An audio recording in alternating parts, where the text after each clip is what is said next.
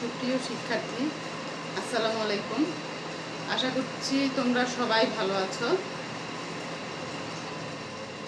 যার যার বাসায় থেকে নিরাপদে অবস্থান করছো।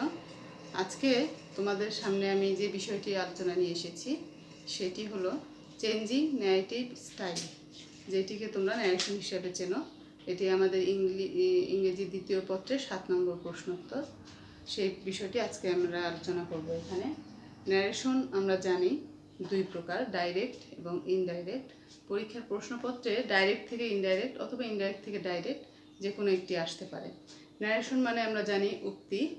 যখন এটি দুই প্রকার, ডাইরেক্ট এবং ইনডাইরেক্ট। যখন বক্তার বক্তব্য কোনো রকম পরিবর্তন না করে আমরা বলি সেটি ডাইরেক্ট বলা হয়, এবং যখন সেটিকে আমরা আমাদের মতো করে পরিবর্তন করে বলবো তখন সেটিকে ইনডাইরেক্ট ন্যারেশন বলা হয়।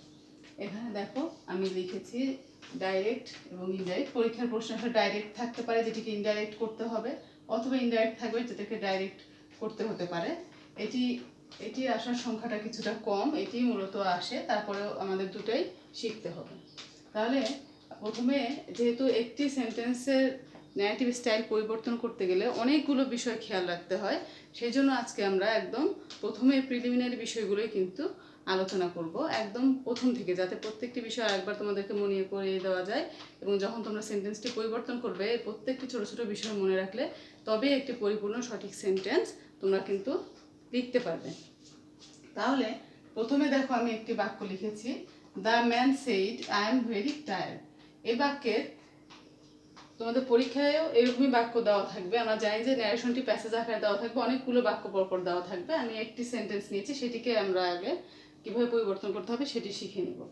তাহলে এখানে একটি বাক্য লিখেছি, the man said I am very tired. এখানে প্রথমের যে অংশটি, ইনভার্টেড কমার বাইরের যে অংশটি, সেটিকে বলা হয় রিপোর্টিং ভার্ব, এবং ইনভার্টেড কমারের ভিতরের অংশটিকে বলা হয় রিপোর্টেড স্পিচ।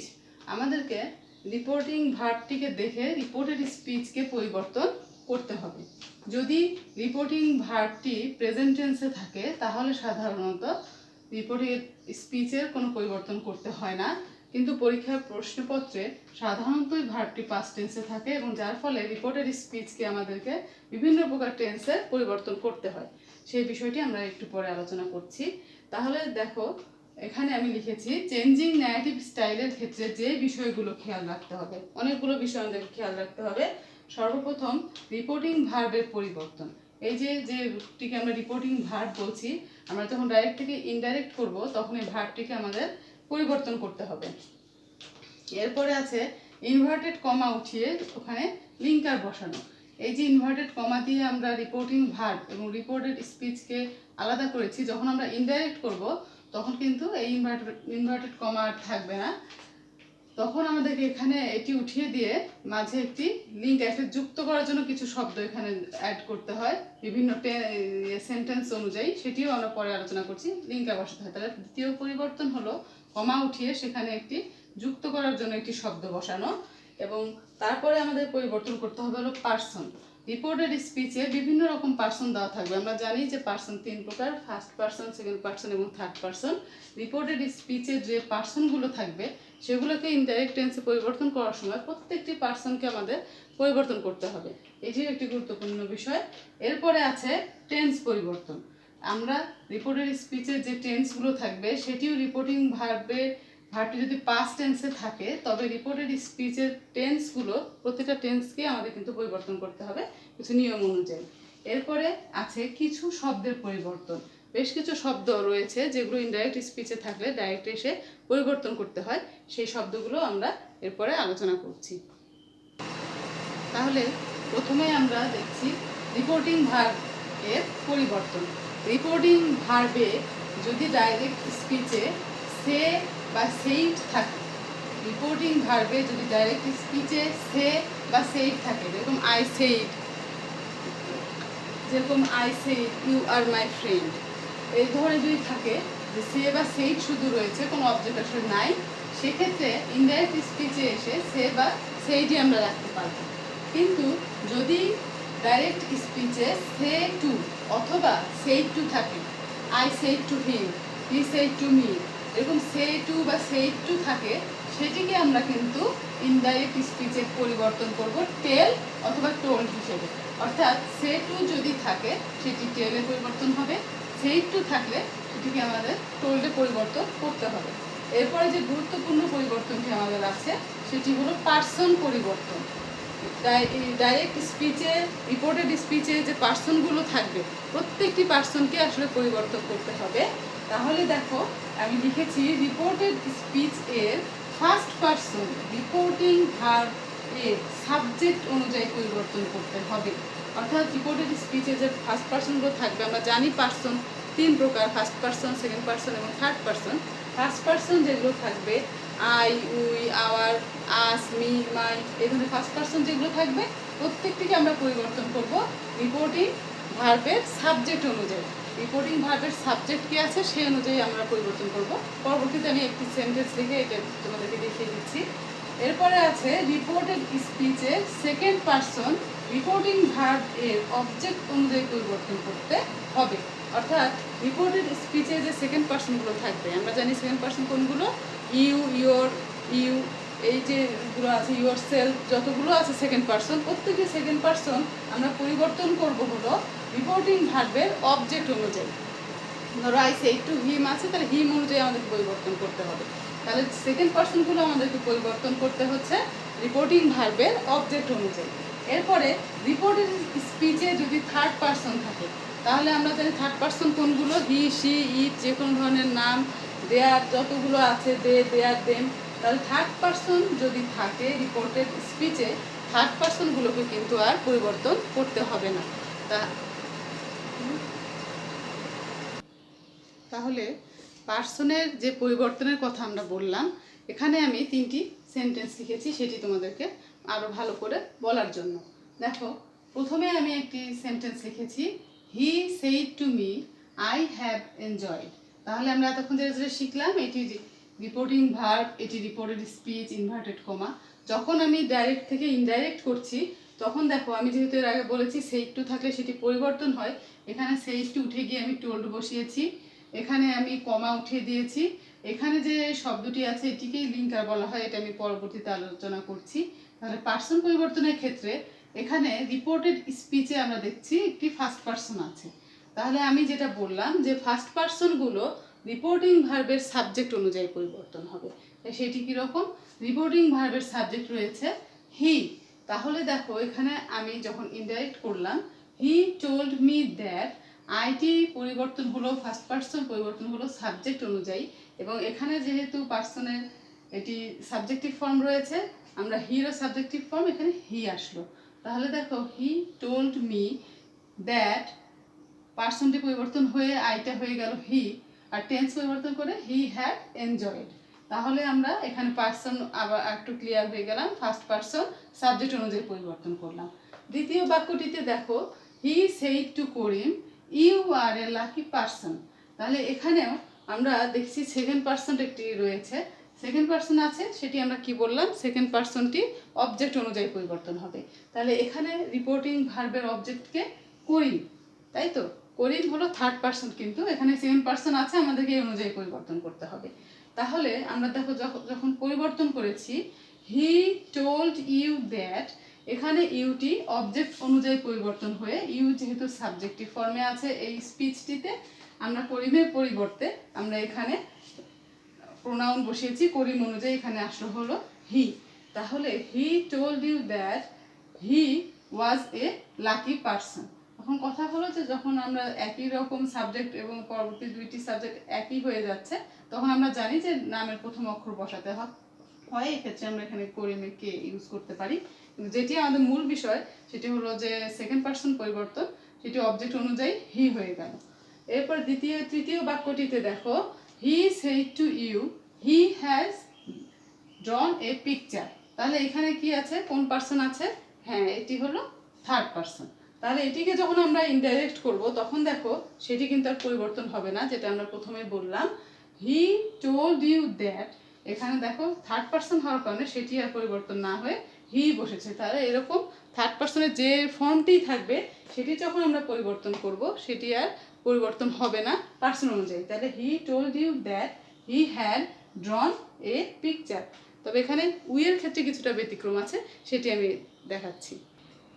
তবে উইয়ের ক্ষেত্রে কিছু ব্যতিক্রম দেখা যায়, এখানে আমি সেই বিষয়টি তোমাদের জন্য সাথে আলোচনা করছি। দেখো এখানে আমি কয়েকটি সেন্টেন্স লিখেছি। 1 নম্বরে আছে the teacher said we are mortal.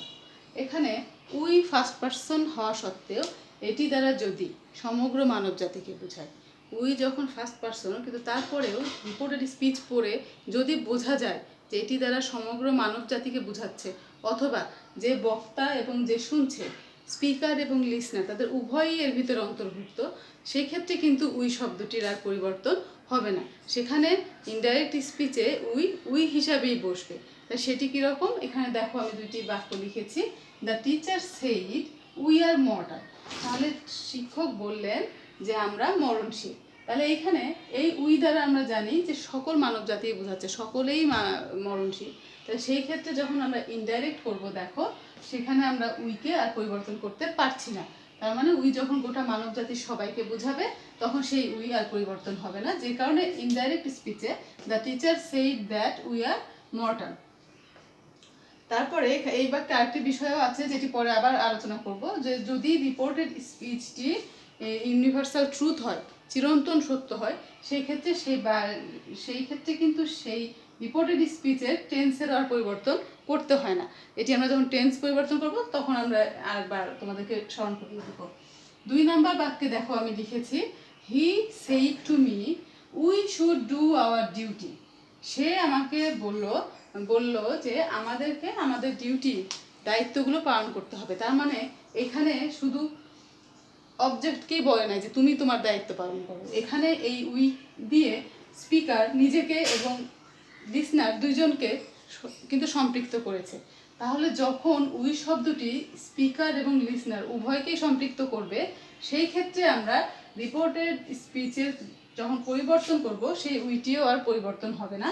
যে কারণে এখানে আমি দেখো লিখেছি he told me that we should do our duty.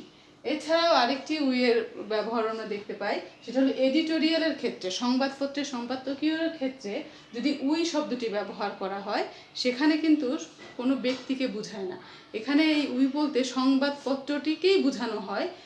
যেরকম আমি এখানে একটি বাক্য লিখেছি, দেখো the observer Sage we publish the report on environment pollution. তাহলে দ্য অবজারভার সেজ, অবজারভার কিন্তু ব্যক্তি নয়, এটি পেপার, এটি পত্রিকা। তাহলে পত্রিকায় যখন সম্পাদকের ক্ষেত্রে, এডিটোরিয়ালের ক্ষেত্রে উই শব্দটি ব্যবহার করা হবে, তখন আমরা যখন ইনডাইরেক্ট করব সেই উইটি কিন্তু পরিবর্তন হয়ে ইট হয়ে যাবে। তার কারণে আমি বললাম যে এখানে এই উই বলতে সংবাদপত্রটিকে বোঝানো হচ্ছে। যে কারণে দেখো the observer says that it, উইটি পরিবর্তন হয়ে গেল ইট হিসাবে, আর বাদ বাকি it published the report on environment pollution. তাহলে উইয়ের ক্ষেত্রে আমাদেরকে এই জিনিসটি কিন্তু অবশ্যই খেয়াল রাখতে হবে।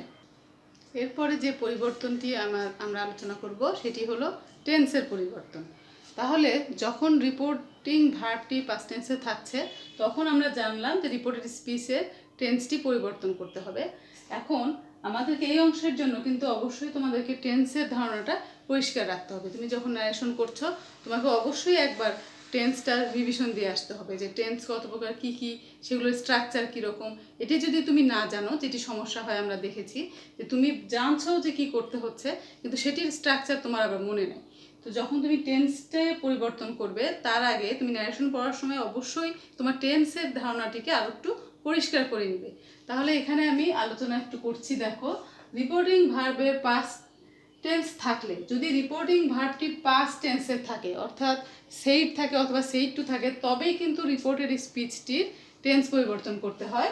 সেটি আমি এখানে লিখেছি। তাহলে এখন দেখো ডাইরেক্ট থেকে ইনডাইরেক্ট যখন আমরা করব, স্পিচ, এটি কিন্তু স্পিচের পরিবর্তন, স্পিচটির পরিবর্তন। যদি রিপোর্টেড স্পিচটি প্রেজেন্ট টেন্সে থাকে, আমি শুধুই প্রেজেন্ট টেন্স লিখেছি। প্রেজেন্ট টেন্সের যে কোনো ফর্মই থাকতে পারে, present indefinite, present continuous, present perfect এবং প্রেজেন্ট পারফেক্ট কন্টিনিউয়াস। প্রেজেন্ট টেন্সের যে ফর্মটিই থাকবে সেটি ইনডাইরেক্ট করার সময় পাস্ট টেন্সের সেই ফর্মে চলে যাবে। অর্থাৎ যদি প্রেজেন্ট ইনডিফিনিট টেন্সের স্পিচটি থাকে, সেটি হয়ে যাবে পাস্ট ইনডিফিনিট। প্রেজেন্ট কন্টিনিউয়াস টেন্সের থাকলে পাস্ট কন্টিনিউয়াস, প্রেজেন্ট পারফেক্ট টেন্সের থাকলে পাস্ট পারফেক্ট টেন্স, আর প্রেজেন্ট পারফেক্ট কন্টিনিউয়াস টেন্স থাকলে পাস্ট পারফেক্ট কন্টিনিউয়াস টেন্স হবে।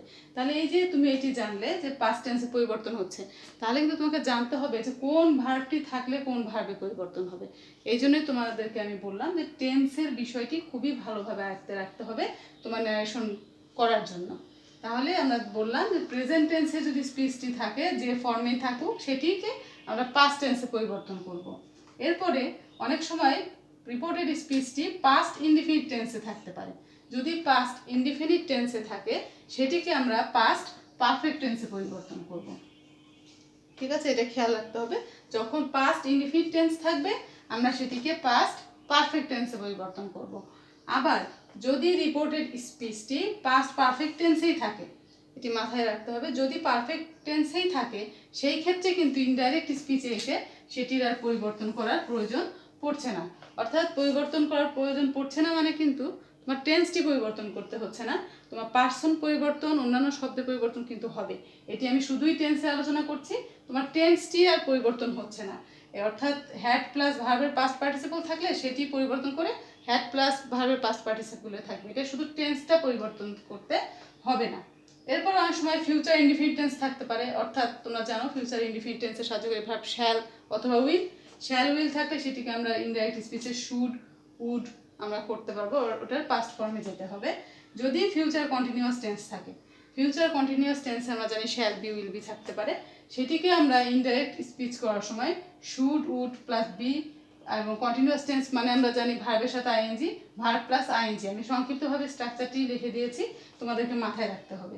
তাহলে ফিউচার কন্টিনিউয়াস টেন্স অর্থাৎ শ্যাল বি উইল বি যদি থাকে, shall be will be plus verb plus ING continuous tense, সেটিকে আমরা পরিবর্তন করে should would plus be verb plus ING, অর্থাৎ ওটিরই পাস্ট ফর্মটা তোমাকে করে দিতে হবে কন্টিনিউয়াস টেন্সে। এবং যদি শুড এবং উড দেওয়াই থাকে, তোমার ডাইরেক্ট স্পিচে শুড এবং উড ব্যবহার করা কোনো স্পিচ দেওয়া থাকে, সেটির কিন্তু আর কোনো পরিবর্তন হবে না। তাহলে আমরা দুইটার দেখলাম পরিবর্তন হবে না। পাস্ট পারফেক্ট টেন্স থাকলে সেটিরও পরিবর্তন হবে না। শুড উড, এখানে আরও কিছু শব্দ আছে আমি পরে লিখছি, আরও কিছু শব্দ আছে যেগুলো থাকলে পরিবর্তন হবে না। আর বাদ বাকি কিন্তু টেন্স পরিবর্তনগুলো তোমাদেরকে খুব ভালোভাবে মাথায় রেখে ন্যারেশনটি পরিবর্তন করতে হবে।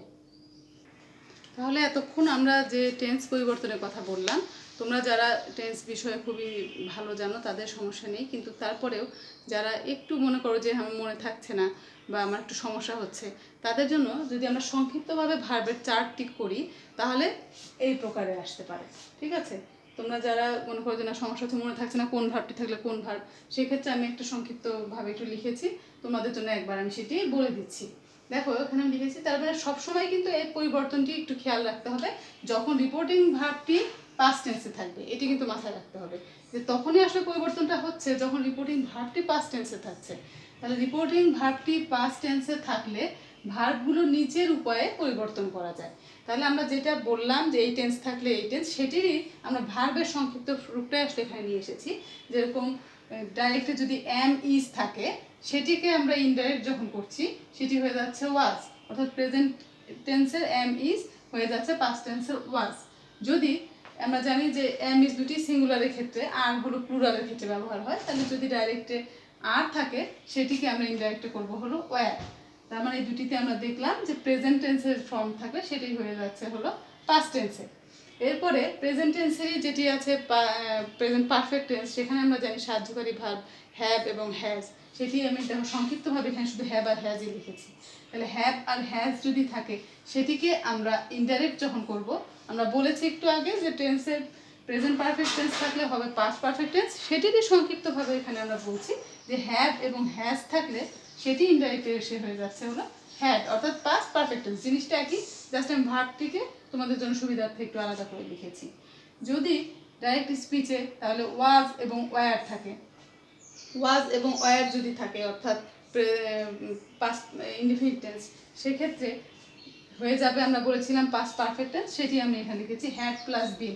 বিন লেখার কারণে আমরা জানি যে পাস্ট পারফেক্ট টেন্সের ক্ষেত্রে হ্যাডের পরে ভার্বের পাস্ট পার্টিসিপল ফর্ম সেটি আসলে লিখতে হবে। এখানে ভার্ব, মূল ভার্ব থাকলে পাস্ট পার্টিসিপল ফর্ম, এবং মূল ভার্ব যদি না থাকে, আমরা জানি যে মূল ভার্ব যদি না থাকে সেক্ষেত্রে কিন্তু বিন ভার্বটিকে আমাদের নিয়ে এসে পাস্ট পারফেক্ট টেন্স করতে হয়। এটি নিশ্চয়ই তোমাদের খেয়াল আছে যে যখন পাস্ট ইনডিফিনিট টেন্সে আই ওয়াজ থাকবে, আই ওয়াজ এ স্টুডেন্ট, তাহলে এখানে কিন্তু আমরা জানি আই ওয়াজ এ স্টুডেন্ট তোমাকে পাস্ট পারফেক্ট টেন্সে নিয়ে যেতে হচ্ছে, তাহলে আই হ্যাড এ স্টুডেন্ট তুমি লিখতে পারছো না, কারণ আমরা জানি পাস্ট পারফেক্ট টেন্সের ক্ষেত্রে অবশ্যই হ্যাডের পরে একটি ভার্বের পাস্ট পার্টিসিপল ফর্ম দিতে হয়। এই জন্যই বললাম যে ওয়াজ এবং ওয়ার যদি থাকে, এখানে মূল ভার্ব নাই, সেক্ষেত্রে পাস্ট পারফেক্ট টেন্স করার ক্ষেত্রে আমরা হ্যাড নিয়ে আসবো এবং এই বিন শব্দটি নিয়ে আসলে সে কিন্তু পাস্ট পারফেক্ট টেন্স হয়ে গেল। যেরকম I was a student, I had been a student. এরপরে যদি পাস্ট পারফেক্ট টেন্সই থাকে, এই যে স্ট্রাকচারটি দেখো, সঠিক ভার্বের স্ট্রাকচারটা শুধু আমি লিখেছি, হ্যাড প্লাস ভার্বের পাস্ট পার্টিসিপল এখানে দেওয়াই আছে পাস্ট পারফেক্ট টেন্স, সেটি কিন্তু হ্যাড প্লাস পাস্ট ভার্বের পাস্ট পার্টিসিপল, অর্থাৎ নো চেঞ্জ, এখানে কোনো চেঞ্জ হয়নি, একটু আগে আমি বলেছি চেঞ্জ হবে না। এরপরে যদি রিপোর্টেড স্পিচটিতে ডু অথবা ডাস থাকে, রিপোর্টেড স্পিচে ডু অথবা ডাস থাকে, সেটি ইনডাইরেক্ট করলে কিন্তু ডিড হয়ে যাচ্ছে, অর্থাৎ টেন্সটি পরিবর্তন করতে হচ্ছে আমাদেরকে।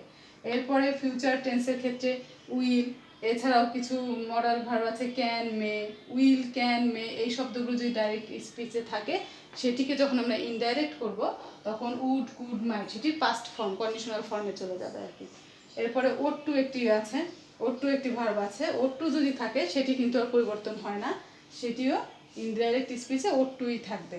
এবং একটু আগে আমরা বলেছি উড, শুড, কুড, মাইট, এই ভার্বগুলো যদি থাকে, এটা অলরেডি পাস্টে যেহেতু করাই আছে, এটিকেও ইনডাইরেক্ট করার সময় সেটি আর পরিবর্তন হবে না। তাহলে এই লিস্টটি কিন্তু তোমাদেরকে সবসময় মাথার ভিতর রাখতে হবে যখন তুমি টেন্স পরিবর্তন করতে চাচ্ছ। এছাড়াও ডাইরেক্ট স্পিচে আমরা আরেকটি ভার্বের ব্যবহারও মাঝে মাঝে দেখতে পাই, সেটি হলো মাস্ট। এখানে আমরা মাস্টের দুই রকম দুটি সেন্টেন্স লিখেছি, মাস্ট ভার্বটিরও পরিবর্তন বিষয়ে আমি এখানে বলছি। দেখো, প্রথম বাক্য আমি লিখেছি I said I must abide by my parents. তাহলে আমি বললাম যে আমাদেরকে অবশ্যই বাবা মার কথা মেনে চলতে হবে।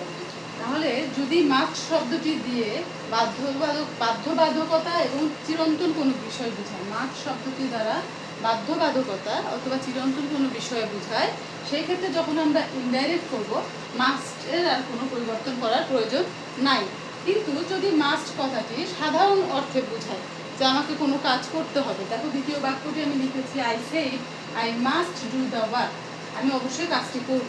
এটি কিন্তু নৈতিক বাধ্যবাধকতা কোনো বিষয় নেই বা চিরন্তন কোনো বিষয় নেই, জাস্ট সে তাকে এটা করতে হবে। তাহলে মাস্ট যদি এইরকম সাধারণ অর্থে ব্যবহার করা হয়, সেক্ষেত্রে তুমি ডাইরেক্ট ইনডাইরেক্ট করার সময় মাস্টও রাখতে পারো, অথবা মাস্টে পরিবর্তন করে আমরা হ্যাভ টু লিখতে পারি।